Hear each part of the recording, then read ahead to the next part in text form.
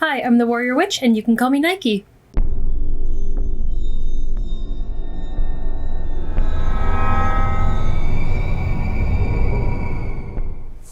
This video is going to be a little bit different from my normal content because this one is going to be focusing on heathenry and specifically this book.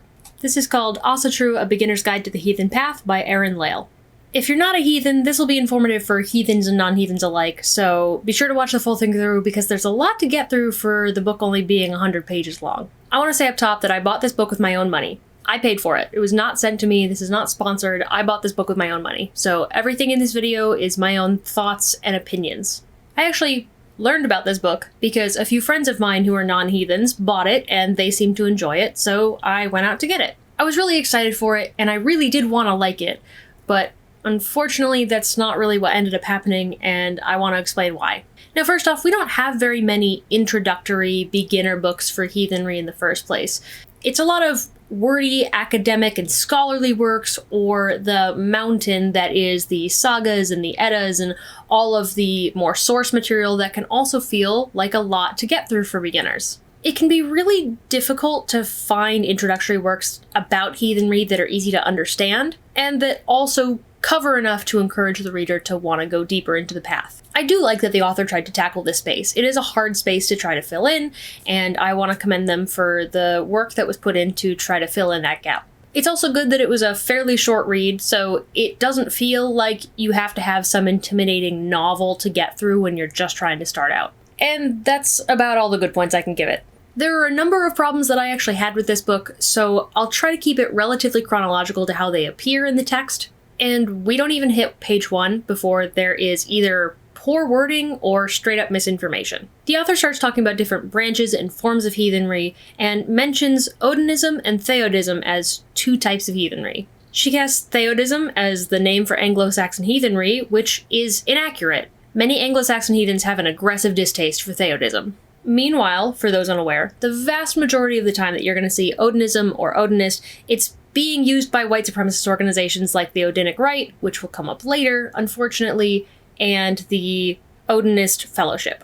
It's hard to tell if this casual treatment of highly problematic branches of heathenry is due to ignorance on the author's part, or if she is in fact informed and is choosing to downplay or outright ignore their ties to white supremacy. I pray that it's really unfortunate ignorance. Let's go back to the Theodism issue for a second. I find it really troubling that the author paints all of Anglo-Saxon heathenry and Theodism as synonymous, erasing the various movements within Anglo-Saxon heathenry itself. She instead opts for combining them under its most problematic incarnation that utilizes neo-feudalism as an orthodox structure. Unfortunately, this will come up again later in the book.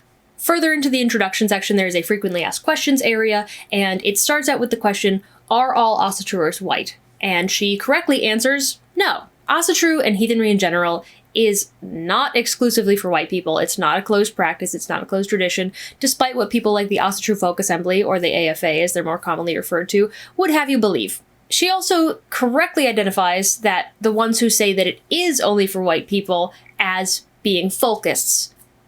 But she fails to further elaborate at all the extent of their views and their hatred. She names the opposing idea that Asatru and heathenry are for all as universalists, which is a word that she'll use later on in the book, to refer to the historically accurate idea that heathenry is, in fact, for everyone. While the author uses the term universalism or universalists, you'll find more often the term inclusive heathenry. Universalism seems to be a term that is used by folkists to ignore or dismiss inclusive heathens in order to suggest that anyone who says that they are a heathen is a heathen, even if their belief or practices contain nothing recognizably heathen. Unfortunately, that attitude of downplaying heathen issues is continued barely one page later. And that's under the question, can Asatru be combined with another religion? In it, she says, quote, some Asatruers practice Asatru as a tribal or folkish religion. That is, they believe they are called because their ancestors were heathen. Folkish is the English version of Volkish, which is a purely ethno-nationalist idea from Nazi Germany. To downplay it or misunderstand it as merely heritage is extremely dangerous for obvious reasons. For those who are not aware, Folkism is not the same as folk magic. Folk magic is magic for and by the people, folk practices, and with folkism being the ethno-nationalist dogshit idea it's known for being. We finally get into the first official chapter of the book, which is covering history. The history chapter wasn't really that much of an issue until we get to World War II. The author does do the bare minimum of calling Hitler evil, but many of the statements following that are either blatantly wrong or a gross misrepresentation of history. She claims that heathens were rounded up as political prisoners and made to wear black triangles, and that they were put into the group labeled asocial with lesbians and communists. Wrong on two accounts. First, political prisoners in World War II in Germany wore red triangles, not black. Second, the group that she failed to mention who did wear the black triangle were the Romani people. She seems to be substituting the Romani people for heathens, which is, once again, ignorant and ill-researched at best. I wish she would have added citations as to how she came to this conclusion. It took me 5 seconds on Google, however, to find out who wore the black triangle and what color triangle political prisoners wore. This is one of the smaller issues I have with this book, is that there's zero citations. There's resources in the back, but it's also formatted in a way that it makes it impossible to follow up on these strange, outlandish claims and see where she's getting this information from, or what she might be misinterpreting herself. The idea that heathens were rounded up by the Nazis seems ahistorical because this predates any substantive heathen religious movement that we would recognize today as congruent to modern practice.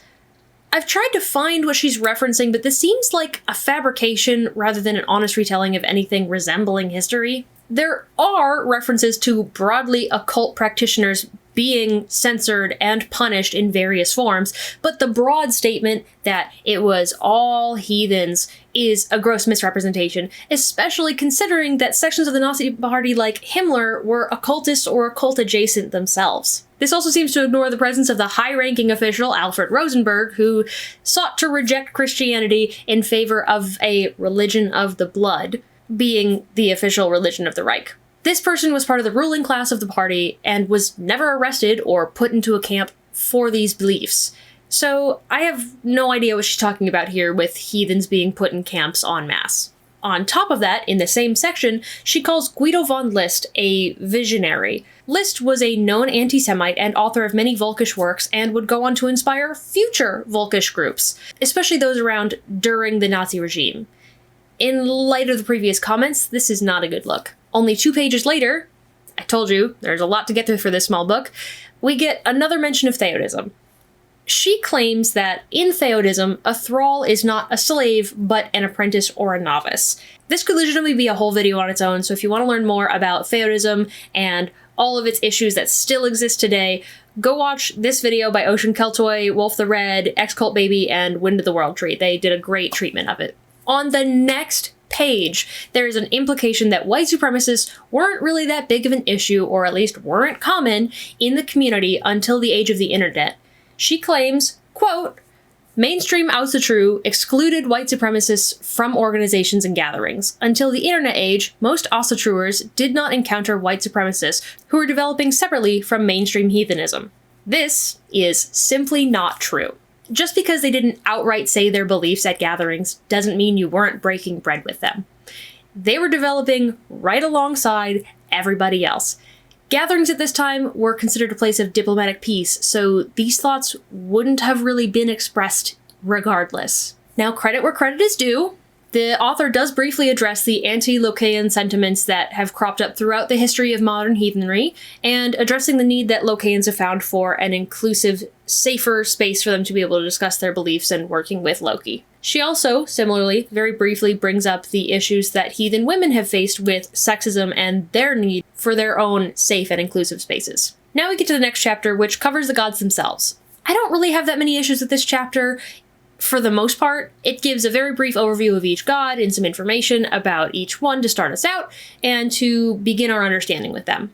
My problem comes when we get to Odin. The first issue I have is more of an ideological one rather than a moral or ethical issue like what we have with the white supremacy.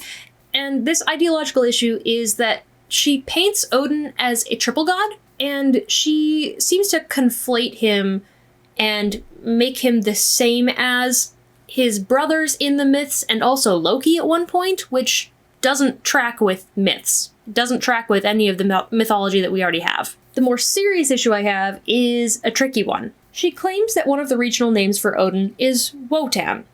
Now, this is not untrue, but she, once again, as she has done previously, fails to mention that some of the trickier parts about this particular name is that while it's not solely used by white supremacists, the large portion of the time that you're going to see this name, this specific name of Wotan, is in connection with white supremacist groups, and is often a yellow flag. The reason that this name is so often connected with white supremacist groups is that they turn it into an acronym that stands for Will of the Aryan Nation. I'll be generous and chalk this one up to ignorance and poor research on the author's part, but it's still unfortunate to see. Remember at the beginning of the video where I told you that the Odinic Rite would come up again? The brightest red flag for me actually comes shortly after this in Chapter 3, which covers beliefs and morality. In it, she talks about how Christianity has the 10 Commandments, but heathenry doesn't really have anything like that. And she goes on to say, quote, "In modern times, a heathen organization called the Odinic Rite studied the texts of the sagas and the Eddas for common moral precepts and to develop a list of the 9 noble virtues. Her only problem further down the page with the noble virtues seems to be that they don't cover the questions of what is good and what is evil. This seems to be requesting that heathenry have more Christian baggage associated with it than it already does, which is an odd request in my opinion. One of the things that makes heathenry so interesting is that it doesn't have this hard concept of good and evil in the sense that Christianity does. Instead, it has a more subtle approach to ethics, which is focused on individuals and communities. As I mentioned before, the Odinic Rite is a white supremacist organization. On their own website, they explicitly stand against race mixing, including having any non-white people participating in and practicing heathenry. With this information in mind, it completely baffles me that the author would claim earlier in this very book to fight white supremacy online while promoting virtues made by a white supremacist organization in the same work. Regardless of how noble these virtues may seem, they are still made by and for a white supremacist organization. Any promotion of the 9 noble virtues is a promotion of a white supremacist group.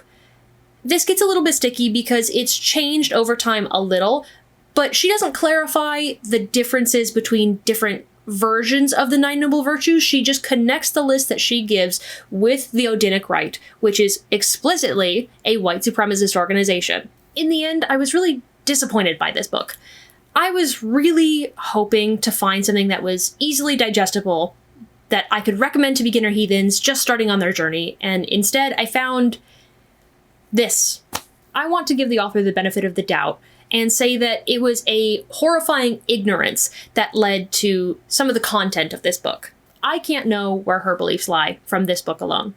In future books, I would hope to see that this author would have a more serious treatment of the issue of white supremacy in heathen spaces, and to put in a lot more research into the organizations that are promoted within her work and some of the concepts that she is including. That's all I've got for you guys this week. Normally this is not really the format that I do for the ending, but we're going to switch it up a bit anyway. If you want to find a group and a space and creators that very much understand inclusive heathenry and how to find books that will help you on your heathen journey, I would super recommend Ocean Keltoy, Wolfe the Red, Wind in the World Tree, and the collective server that Ocean and Wolfe have together, which is The Hold. It's a really great space, even if you're not heathen yourself and you just want to learn more about heathenry, especially all the different branches of it and how it all comes together and the way things work and all that fun stuff. Definitely go join. It's a super cool space. I really enjoy the members and I think they're super cool. If you want to follow me, I'm also very cool. You can find me on Instagram. I'm back on Twitter on my astrology Twitter.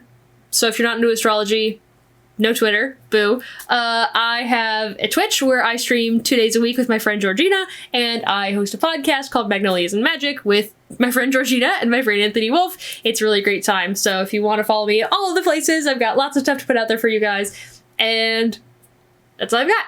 So I'll see you next week, next time, whenever it is. And blessed be.